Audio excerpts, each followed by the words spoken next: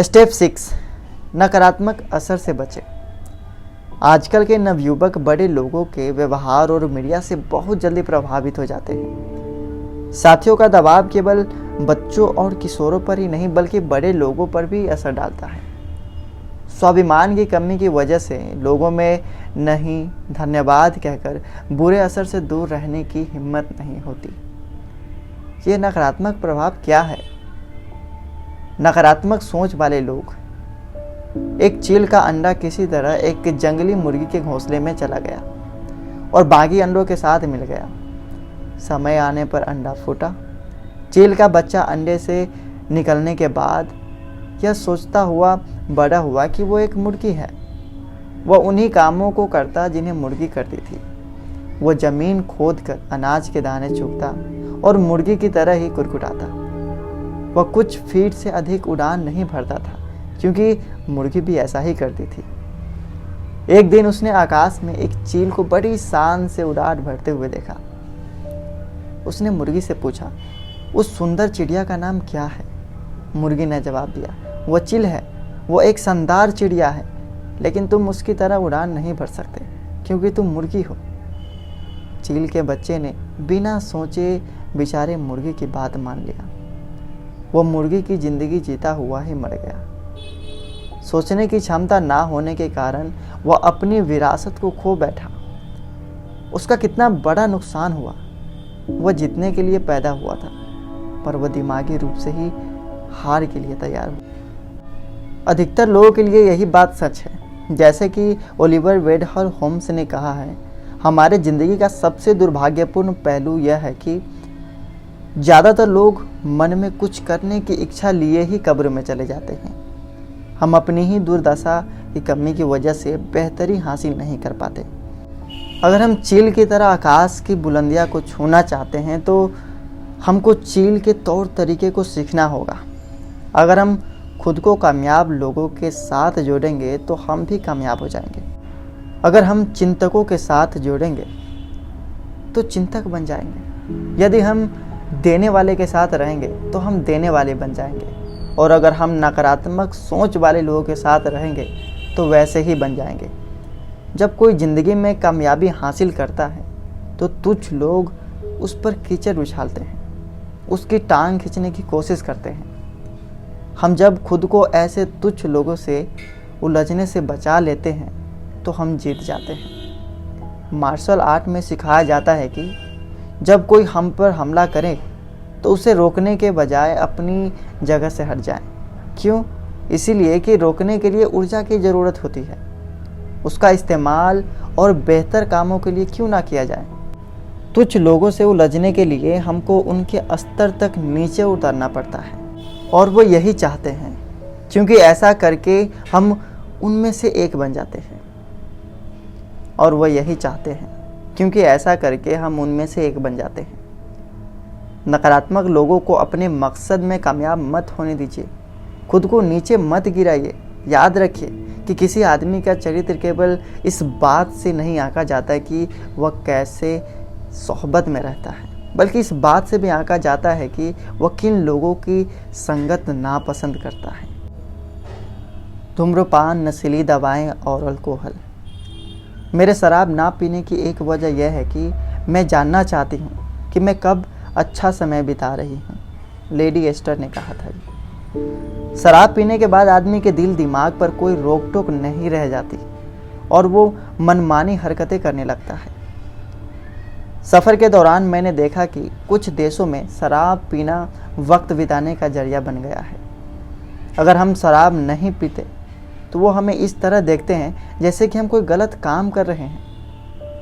उनका आदर्श यह है कि अगर हमारी स्कॉच अच्छी है तो इससे कोई फ़र्क नहीं पड़ता कि हमारी अंग्रेज़ी कितनी बुरी है। अगर कोई बैंकर उनसे पूछे कि आपकी नगद संपत्ति क्या है तो वो स्कॉच की 2 बोतलें दिखा देंगे। आज के दौर में शराब और सिगरेट पीना शान की बात मानी जाने लगी है। इनकी शुरुआत करते वक्त आदमी सोचता है पहली बार ही तो कर रहा हूँ। अगर हम लोगों से पूछें कि वो अल्कोहल या नशीली दवाएं क्यों लेते हैं तो वो हमको जश्न मनाने, मज़ा लेने दिक्कतों को भुलाने, तनाव दूर करने, तजर्बा करने, दूसरों पर रौब डालने शराब पीना बिंदास होने की निशानी है। खुद को फैशनेबल साबित करने, मेल झोल बढ़ाने और व्यापारिक मकसद जैसी कई वजह गिना देंगे। लोग खुद को साथियों की मांग के मुताबिक ढालना चाहते हैं। मुझे ताज्जुब होता है कि क्या तुम मेरे दोस्त नहीं हो? बस एक जाम सफ़र के लिए, केवल एक जाम मेरी सेहत के लिए, जैसे जुमलों की वजह से साथियों के दबाव में कैसे आ जाते हैं। सामाजिक दबाव की वजह से शराब पीने वाले के अंजाम को इस कविता में बहुत अच्छी तरह दर्शाया गया है। मैंने तुम्हारी सेहत के लिए शराब खानों में पी है, मैंने तुम्हारी सेहत के लिए अपने घर में पी है, मैंने तुम्हारी सेहत के लिए इतनी बार पी है कि पीते पीते मैंने अपनी ही सेहत खराब कर ली है। शराब पीकर गाड़ी चलाने से जिंदगियां चली जाती हैं। जेरी जॉनसन ने अपनी किताब इट्स किलिंग आवर किड्स में अमेरिकन हॉस्पिटल एसोसिएशन की रिपोर्ट का हवाला देते हुए लिखा है कि वहाँ अस्पतालों में दाखिल होने वाले आधे से अधिक मामले अल्कोहल से जुड़े हुए होते हैं। नेशनल सेफ्टी काउंसिल के 1989 के एक्सीडेंट फैक्ट एडिशन के मुताबिक अमेरिका में अल्कोहल पीने की वजह से हर 60 सेकेंड में एक दुर्घटना हो जाती है। अश्लील साहित्य, पोर्नोग्राफी। अश्लील साहित्य महिलाओं और बच्चों को इंसान के स्तर से गिराने का जरिया है। अश्लील साहित्य की वजह से महिलाओं को इंसानी नज़रिए से नहीं देखा जाता। बच्चों का यौन शोषण होता है, शादियाँ टूटती है, यौन हिंसा बढ़ती है, नैतिक मूल्यों को मखौल उड़ाता है, व्यक्ति, परिवार और समाज नष्ट होते हैं। अमेरिका में हर 46 सेकेंड में किसी न किसी महिला के साथ बलात्कार हो जाता है। National victim centre crime victim research and treatment centre 1992 बलात्कार करने वाले में से 86% लोगों ने स्वीकार किया है कि अश्लील साहित्य नियमित रूप से पढ़ते रहे हैं। उनमें से 57 लोगों ने यह भी माना है कि यौन अपराध करते समय उन्होंने अश्लील साहित्य के बयान किए गए दृश्य की नकल की थी। डॉक्टर विलियम मार्शल, यह देखकर दुख होता है कि कुछ लोग पैसे कमाने के लिए इतना गिर जाते हैं कि अश्लील साहित्य की बिक्री को ही अपना पैसा बना लेते हैं। नकारात्मक फिल्में एवं टेलीविज़न कार्यक्रम। आजकल के बच्चे के नज़रिए और मूल्यों पर किसी और के बजाय फिल्मों और टेलीविज़न कार्यक्रम का ज़्यादा असर पड़ता है। एक अनुमान के अनुसार अमेरिका में बच्चे हाई स्कूल तक पहुँचते पहुँचते 20,000 घंटे के टेलीविज़न कार्यक्रम देख चुका होता है।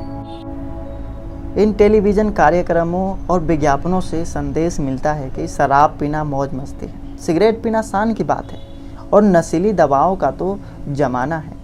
अगर अपराध इतनी तेज़ी से बढ़ रहा है तो इसमें हैरत की कोई बात नहीं है। टेलीविज़न धारावाहिक और कार्यक्रम तथा फिल्में शादी से पहले और शादी के बाद पराये स्त्री पुरुषों के साथ कायम होने वाले शारीरिक संबंधों को बड़े लुभावना अंदाज में पेश करते हैं। इसलिए अगर रिश्तों में कमिटमेंट की कमी दिखाई है और तलाक के मामले बढ़ते जा रहे हैं तो हमें इस बात पर ताज्जुब नहीं होना चाहिए। कच्चे दिमाग वाले लोग मीडिया में देखी सुनी चीज़ों को ही अपने मानक और मानदंड बना लेते हैं। वैसे एक हद तक इन चीज़ों का असर हम सब पर पड़ता है। गाली गलौज के इस्तेमाल से यही लगता है कि ऐसी भाषा का इस्तेमाल करने वाले के पास शब्दों की कमी है, वह खुद पर काबू नहीं रख पाते और उसमें अनुशासन की कमी है। Rock music. कुछ लोकप्रिय गीत अश्लील होते हैं। हम जो संगीत सुनते हैं या कला के जिन प्रदर्शनों को देखते हैं वह हमारे अवचेतन मन पर असर डालता है।